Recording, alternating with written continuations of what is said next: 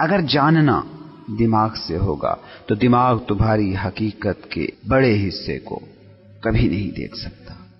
تم اس زمین پر اجنبی ہو، تم نے اپنے جسم کو گھر قرار دیا ہوا ہے، لیکن یاد رکھنا تمہارا یہ جسم تمہارا گھر نہیں ہے۔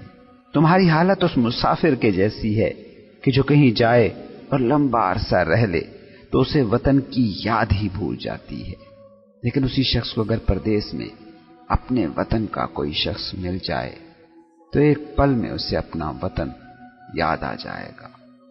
تم بھی جب کسی صوفی کو، مرشد کو سنتے ہو تو لگتا ہے کہ ہاں یہ جو کہہ رہا ہے وہ سچ ہے، مگر ٹھیک اس مسافر کی طرح کہ جسے اپنے وطن کا بندہ مل جانے پر وطن یاد آ گیا تھا، لیکن کچھ دیر بعد پھر وہ سب بھول بھال کر اسی روٹین کو جینا شروع کر دیتا ہے۔ تم بھی صوفی کی بات، مرشد کی بات کو سن لیتے ہو، کچھ اندر جاگتا ہے، مگر پھر تم جب روٹین کی زندگی کی طرف جاتے ہو تو سب بھول جاتے ہو۔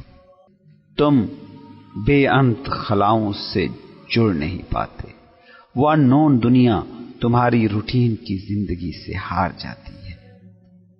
تم اپنی دنیا کو غور سے تو دیکھو، تم سرائے میں ہو، لاکھ یہ خبط پالے رہو کہ یہ سرائے نہیں ہے، میرا گھر ہے، ایک دن دنیا تمہیں بتا ہی دیتی ہے کہ یہ سرائے ہے، یہ دنیا سراب ہے، یہ دنیا سرائے ہے۔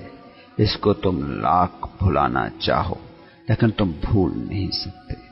تم نشے میں دھت ہو جاؤ، سوچوں میں غرق ہو جاؤ، کام میں ڈوب جاؤ، جھوٹے مقاصد بنا کر سچی زندگی اس پر کھپا دو، مگر یہ یاد تو کبھی کبھی تم میں سے جھانکتی ہی رہتی ہے کہ تم مر جاؤ گے۔ موت کا کانٹا تو تمہیں چبھا ہی ہوا ہے، اس سے بھلا کیسے نجات پاؤ گے؟ یہ جس دنیا کے چھٹ جانے کا ہر دم ہی تمہیں خدشہ ہے، وہ دنیا ریئل کیسے ہوئی؟ وہ تمہاری کیسے ہوئی؟ کیسے مٹو گے؟ سوچو نا، تم نے ایک غبارے میں ہوا بھری، وہ غبارہ وہاں سے 10 میل دور لے گئے، وہاں جا کر وہ غبارہ پھٹ گیا۔ اب کیا کہو گے کہ وہ غبارے سے جو خلا آزاد ہوا ہے، جو سپیس آزاد ہوئی ہے، وہ کہاں کی ہے؟ کیا یہ خلا وہیں کا ہے جہاں سے غبارہ لائے تھے؟ کیا یہ خلا یہاں کا ہے جہاں غبارہ پھٹا ہے؟ نہیں، وہ خلا کہیں کا نہیں ہے اور ہر جگہ کا ہے۔ وہ غبارے کی جھلی کہیں کی تھی، اب کہیں نہیں ہے، لیکن وہ سپیس کہاں کا ہے؟ وہ ہر جگہ ہے، ہر کہیں کا ہے۔ تم بھی اپنی ریالٹی میں وہی سپیس ہو۔ موت کے وقت تمہارا غبارہ بس پھٹ جاتا ہے، کیا کہو گے کہ تم مٹ گئے؟ وہ غبارہ جس کا 99.99% سے زیادہ سپیس تھا، وہ سپیس تو موجود ہے، مٹا تو صرف 0.0001% سے بھی کم ہے۔ کیا اتنے کے مٹ جانے سے تم سارے مٹ جاتے ہو؟ تم جسم کا یہ مکان نہیں ہو جو سیلز کی اینٹوں سے بنا ہے، تم تو وہ سپیس ہو جو اینٹوں کے درمیان موجود ہوتی ہے، جس کی وجہ سے مکان مکان بنتا ہے۔ مکان کیوں مکان ہے؟ اینٹوں کی وجہ سے نہیں، دروازوں کی وجہ سے نہیں، چھتوں کی وجہ سے نہیں، اس سپیس کی وجہ سے جس سپیس میں تم موو کر سکتے ہو۔ اگر مکان کے سارے کمرے اینٹوں سے بھر دیے جائیں تو کیا ایسے مکان کو تم مکان کہو گے؟ تم بھی زندگی کا وہی مکان ہو، اور اس لیے زندگی کا مکان ہو کیونکہ تمہارے اندر یہ سپیس، یہ فضا، یہ خلا، یہ نان میٹر ہے۔ میٹر کے مٹ جانے سے تم نہیں مٹتے، جیسے مکان کے مٹ جانے سے مکان کا سپیس نہیں مٹتا۔ تم آج جس مکان میں بیٹھے ہو، اس مکان کی جو سپیس ہے، یہ کروڑوں سال بعد بھی تم آؤ گے تو یہی ملے گی۔ یہاں بے شک مکان نہ ہو، چاہے یہاں دریا بہ رہا ہو یا کھیت لہرا رہا ہو یا دشت پھیلا ہو، مگر سپیس وہی کا وہی ہوگا۔ اس زمین پر تم معلوم ہوتے ہو مگر اس پر ہو نہیں۔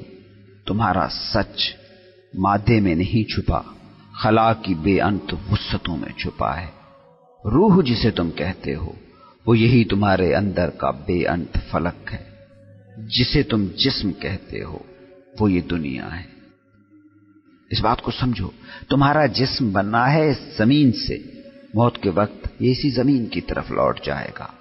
تم اگر بنے ہو آسمان سے، اسپیس سے، خلا سے، تم کہاں جاؤ گے؟ تم امریکہ میں پیدا ہوئے، افریقہ میں تم مرے، تو زمین کے بارے میں تو تم کہہ سکتے ہو کہ میٹر امریکہ کا تھا، افریقہ میں پہنچ گیا، لیکن وہ جو تمہارے خلیوں میں اسپیس بھرا ہے، وہ جو خلا ہے، وہ جو تم میں موجود آسمان ہے، اس کو کیا کہو گے کہ یہ امریکہ کا ہے یا افریقہ کا؟ تمہارے اندر موجود یہ اسپیس، یہ خلا کہیں کا نہیں اور ہر جگہ کا ہے۔ موت کے وقت یہ خلا نہیں مٹتا۔ اس کو یوں سمجھو کہ موت کے وقت تم صرف 0.901% مرتے ہو، جو باقی بچ رہنے والا ہے وہ موت سے پاک ڈومین ہے، علاقہ ہے۔ اس کو دوسرے اینگل سے بھی سمجھنے کی کوشش کرو کہ تم وہ پوائنٹ ہو جہاں زمین اور آسمان ملتے ہوئے دکھائی دیتے ہیں۔ فکرے پر غور کرو، میں کہہ رہا ہوں کہ زمین اور آسمان ملتے دکھائی دیتے ہیں، ملتے نہیں ہیں۔ تم نے افق دیکھا ہے؟ وہاں لگتا ہے کہ زمین اور آسمان مل رہے ہیں، لیکن اگر تم چلتے ہوئے اس پوائنٹ پر پہنچ جاؤ جہاں زمین و آسمان تمہیں کہیں سے ملتے دکھائی دیے تھے، تو کیا پاؤ گے؟ یہی پاؤ گے کہ سراب تھا۔ یہ جسم بھی وہی سراب ہے جہاں خلا نام کی زندگی تمہاری انا کے غبارے میں بھری ہے۔ تم اس غبارے کو حقیقت مان کر اسے پھلاتے رہتے ہو، اسے چیزوں سے، خواہشوں سے، رتبوں سے، عہدوں سے پھلاتے رہتے ہو، اور آخر میں پاتے ہو کہ غبارہ پھٹ گیا۔ تمہیں یہ جسم زمین و آسمان کے ملنے کا پوائنٹ لگتا ہے، لیکن زمین و آسمان اس کائنات میں کہیں بھی نہیں ملتے۔ روح اور جسم ایک جگہ تمہیں دکھائی دے رہے ہیں، لیکن یہ بس تمہیں دکھائی ہی دے رہے ہیں۔ اگر چل کر اس مقام تک پہنچ پاؤ جہاں یہ دونوں ملتے دکھائی دے رہے ہیں، تو جانو گے کہ جیسے افق پر زمین و آسمان ملتے دکھائی دیتے ہیں مگر ملتے نہیں ہیں، ویسے ہی روح اور جسم تمہیں ملتے دکھائی دیتے ہیں مگر یہ ملتے کبھی نہیں ہیں، کیونکہ ریئل اور ان ریئل کا ملاپ ہو نہیں سکتا۔ جو سبجیکٹ ٹو ڈیتھ ہو اور جس پر موت حرام ہو، ان دونوں کا ملن کیسے ہو؟ دودھ پانی میں مل جاتا ہے، دونوں زمین کے ہیں۔ جسم روح سے کیسے ملے کہ ایک فلک کی ہے، ایک زمین کا؟